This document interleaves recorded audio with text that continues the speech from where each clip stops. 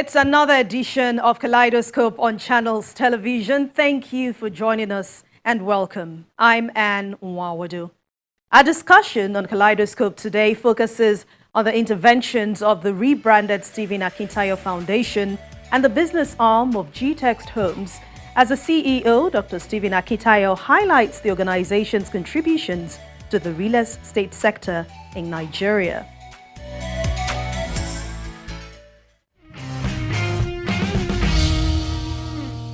Let's tell you about one of the real estate brands right here in Nigeria. We're talking about GTEXT Homes and its philanthropic arm known as the Stephen Akintayo Foundation.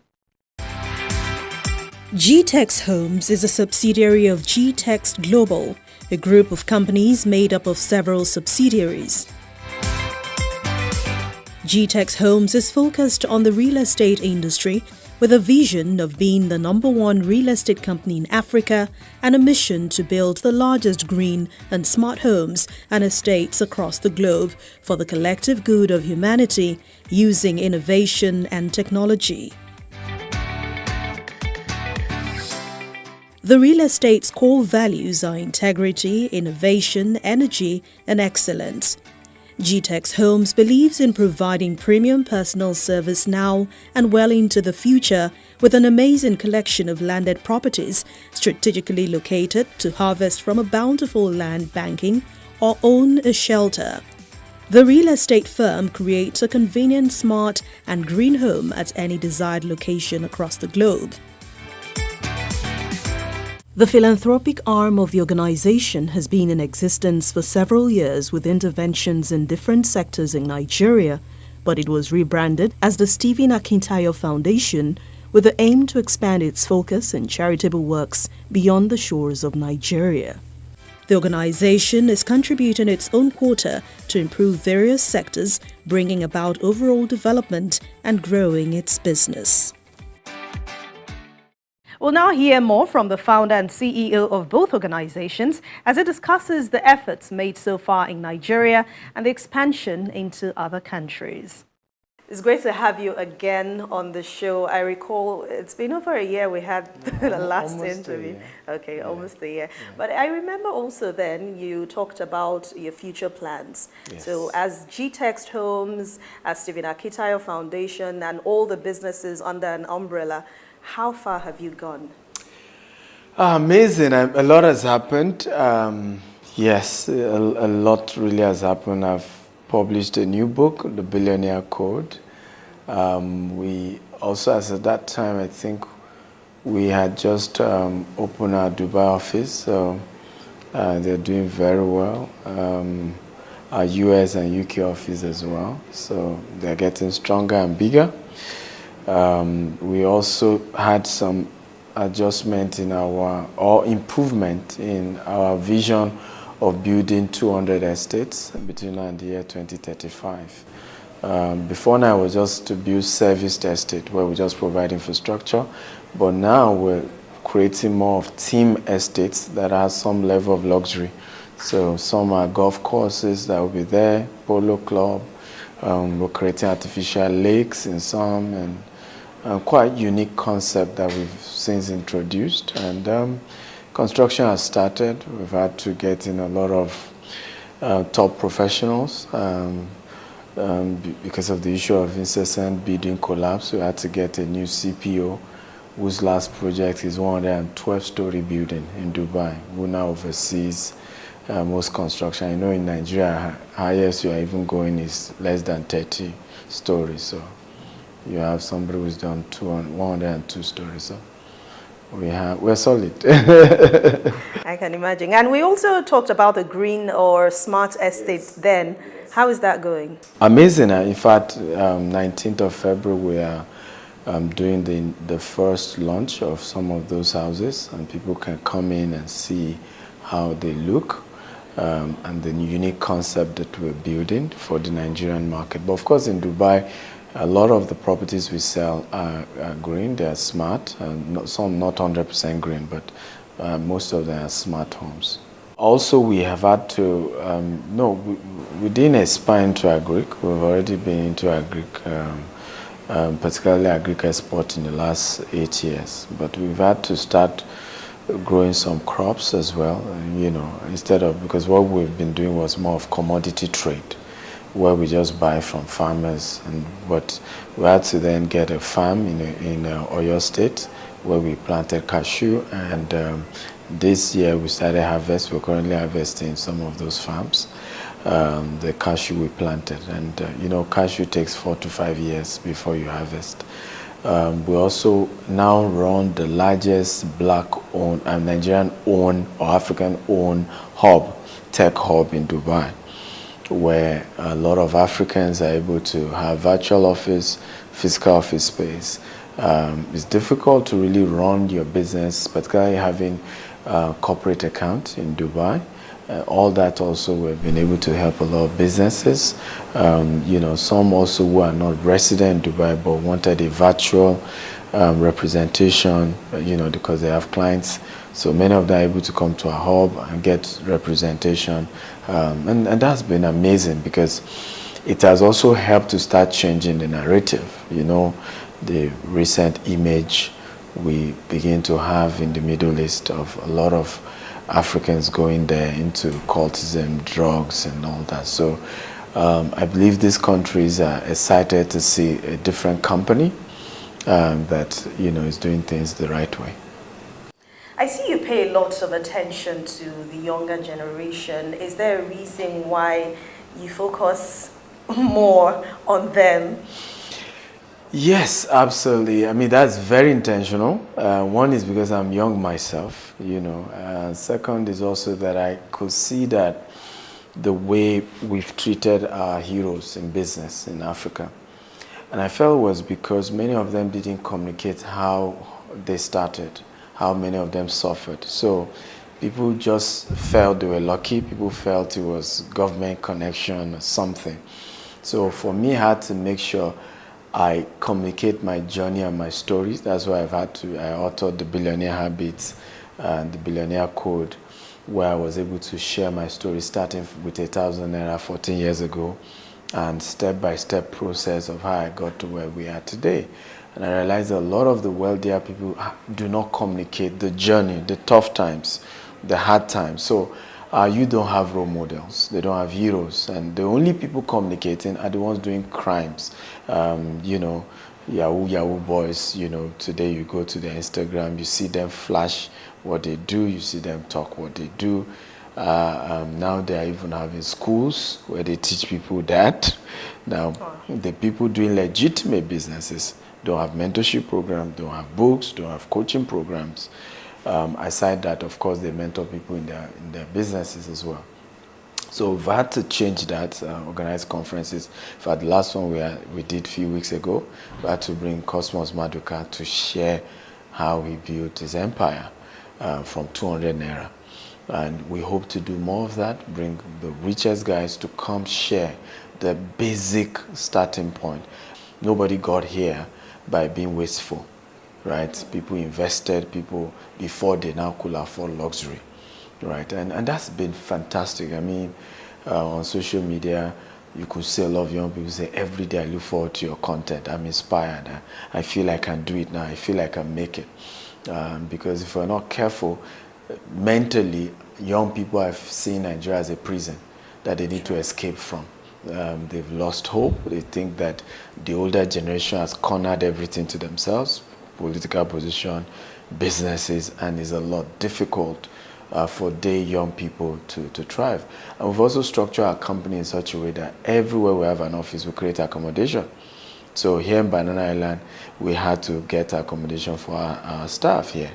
And that became also was able to communicate a lot of value, not just to the staff, but to even people outside. That not every entrepreneur, is self-centered or selfish. Many also want you to have the kind of lifestyle that they enjoy as well. If you're part of those making their businesses to grow. So that has been really helpful. We have 90-something% young people. Average age is 25 in GTEXT all over the world.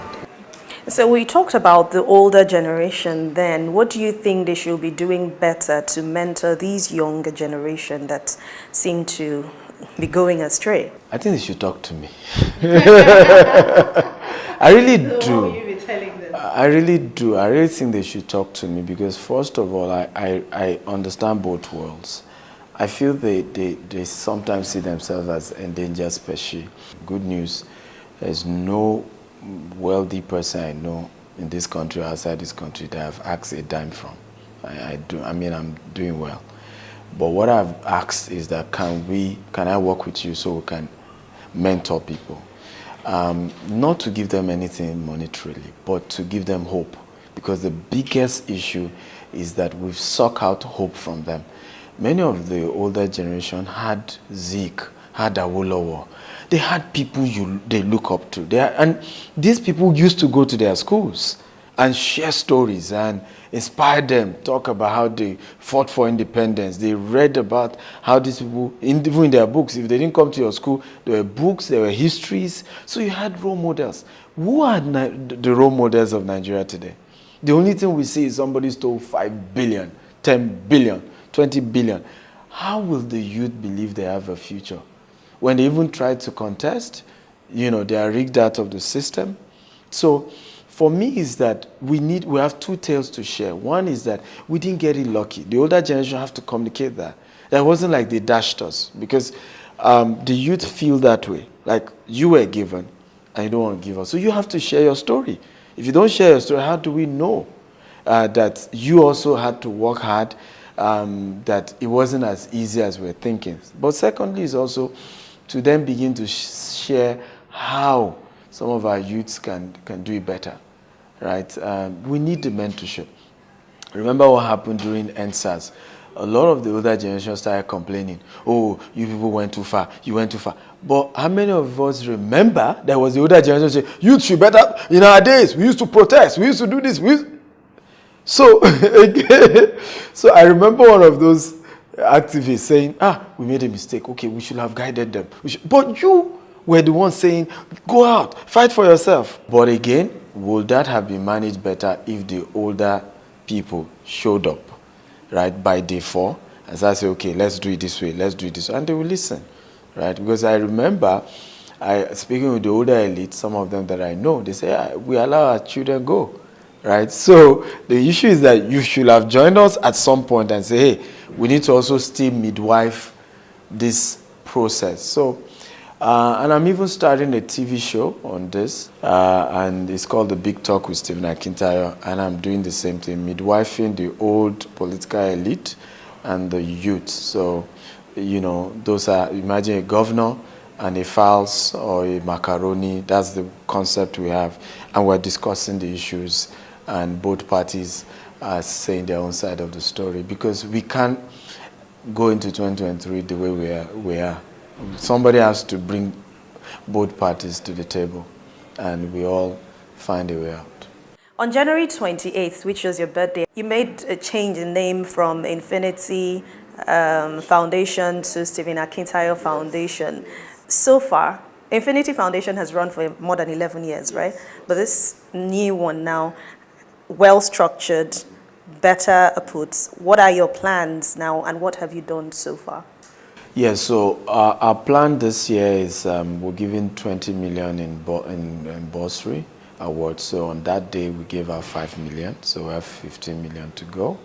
Also this year, we're building an orphanage, this year, as well as a school and a hospital.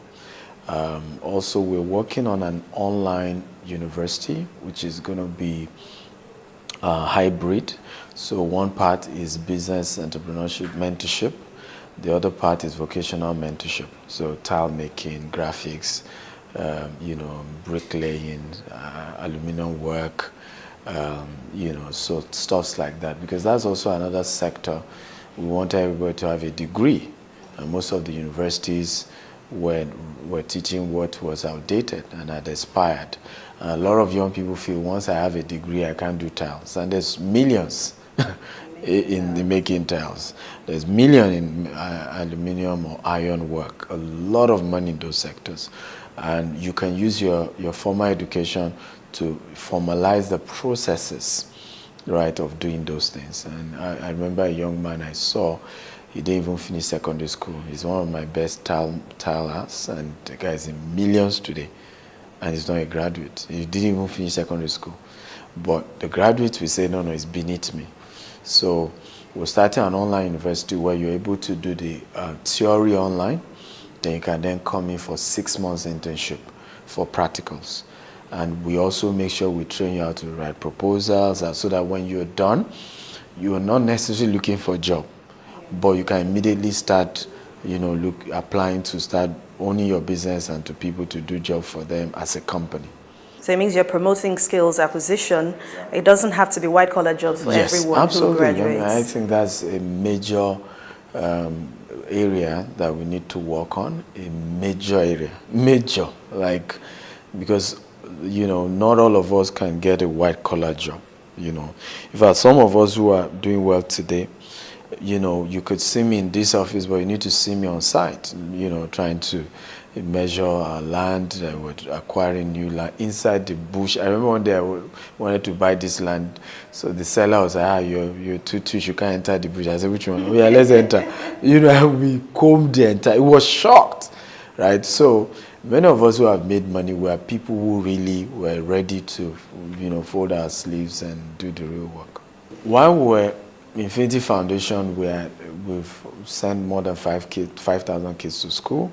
While we're named Infinity Foundation, we've done several projects. We had one of the projects we used to do called Mentor and Orphan, where we bring orphans to come watch movie with successful people, have lunch, and just know that they are important as well. And we're not just coming to dump and donate and disappear. No. You're human, you're important, you're going places. And so that is one of our amazing projects. We've also gone international. Now we have a foundation we work with in Dubai. We work with kids from Bangladesh. Many of them are subjected to child labor at the age of 5. Right? Is that bad?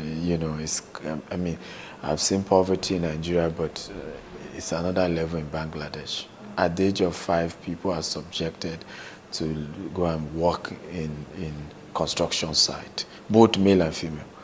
In fact, they select, if you are fairer, then maybe they prepare you for marriage at the age of 9, right? And you will see some of the mothers, because what the foundation did was to save mother and child. Some of the mothers, they were 35 and they look 60. Because they started working at the age of 5, right? So we're working with that foundation, so that a lot of their kids are now schooling in Dubai, and we're always involved in helping to pay some of their tuition fee. So I think we'll go international, and able to do a lot more in different African countries as well. So let's talk about plans again for GTEXT Homes and the rebranded Stephen Akintayo Foundation, and of course other businesses. Another 10 years, hopefully we will be wrapping up 25,000 green and smart homes, with at least by then hopefully 180 estates that are not less than 20 to 50 acres or more. In another 10 years, hopefully we will have expanded from being in 4 countries, US, UK, Dubai, Nigeria, to at least another 30 countries. Hopefully, for the foundation, I think we should be looking at doing almost $100 million in charity projects. Because for me that's important. I believe the reason God gives you money is so that you can be a distributor, you're a steward of that money, and your job is to distribute it and make sure it goes round. And so hopefully God uses us in that role. On the said birthday, on this 28th, even though I haven't received my birthday cake, you launched some of these books, yes. And your plan was the proceeds will go to your foundation, and also help the people in need. What have you been able to do so far, and what is about these books that you wrote? Well, so this is like the part 1, Billionaire Habits, and then the but you can call the sequel, is now this Billionaire Codes. So because it was a Facebook series that turned to a book. Yes, so it was so long that we couldn't put in one book, and then we had to put remaining parts. And basically it was about habits of wealthy people. A lot of times we feel people are rich by being lucky, right? You know, some cultures even say it's destiny. But if it was destiny, you see that 90% of rich people did not inherit it. In fact, those who inherit it always end up losing it in their own lifetime. So obviously there are certain things these people do, right? From work ethic to faith in themselves, that they can make it despite their background, to prioritizing value ahead of money, because oftentimes what you see with people who are not that much successful is me, somebody can help me, somebody can dash me, somebody. Meanwhile, you're seeing a rich man say, what can we sell so that we can make more money? Both are saying the same thing, but their approach is different. Their habit is different, because your habit determines your actions and your decisions, and your decision determines your destiny. So the book was really to open people up, because in Africa we don't write books. Wealthy people don't write books. Successful people don't write books. And in other climes, they do that. Bill Gates has a book. Warren Buffett has a book. Right? You can go on and say a lot of. In fact, once you make your first $1 million, you write a book about it. Right? We don't do that here. And that's why it's annoying that we're complaining, because the things we needed to do, we're not doing. And the goal, because that happened, the first one is the profit from it, then goes into what we're doing, you know, with our foundation. And that we hope that a lot of those who are blessed by this book, beyond even the proceeds from the sales of the book, can later come back and donate and say, look, I read your book and it changed how I was able to view life and business, and today I'm worth X, and I'm coming back to donate to your foundation so that this can continue to spread. We're trying to work on the teenage version of the book. Maybe the words are more playful, we have some things in, and that can go for free to all secondary schools all over the world. Because we don't teach money in the university, right? And the real reason we go to university is to, you know, get a degree, get a job, so we're making enough money to pay our bills. Yet, we now don't discuss the subject of money in the university, and which is the reason why people are not rich, you know. So, the university has been turned to, theory. Yeah, that's why many of the rich people today, all over the world, many learned informally, and their apprenticeship even is better. The Igbo apprenticeship model is even studied in Harvard now. It's a lot more effective in helping people to be wealthy than even the theories they read in the university. And that's part of what we share in the book. Go and look at somebody who already embodies what you want to be, and go and serve them. Right? Work in their company for a few years and use that to learn the business. Because, for example, there's journalism and there's the business of journalism. Two different things, right? And until you go and learn from somebody who understands the business of journalism, in many cases they didn't even study mass communication in the university. Many of them didn't, but they understood the business and ended up owning the business. And then sometimes you see the people who study the course are not able to even own media houses themselves. The goal is, as business continues to grow globally, as you people keep patronizing us, we continue to do more to add value to the society. It's not easy, but that's why we're here. And 2022 is a great year. It's going to be a great year. You're seeing it already as a great year. Yes. Amen. Yes. And thank you for coming. Thank you for always having me. Thank you too. Thanks a lot. Yeah. Well, they say from what we get, we can make a living, but what we give makes a life. With that, we end the program for today. Thank you so much for watching. Don't forget, go to youtube.com/channelsweb, click on playlist, then scroll to Kaleidoscope, and you can watch and rewatch as many editions as you want. I'll see you very soon. Stay safe. I'm Anne Nwawadu. Thanks for watching.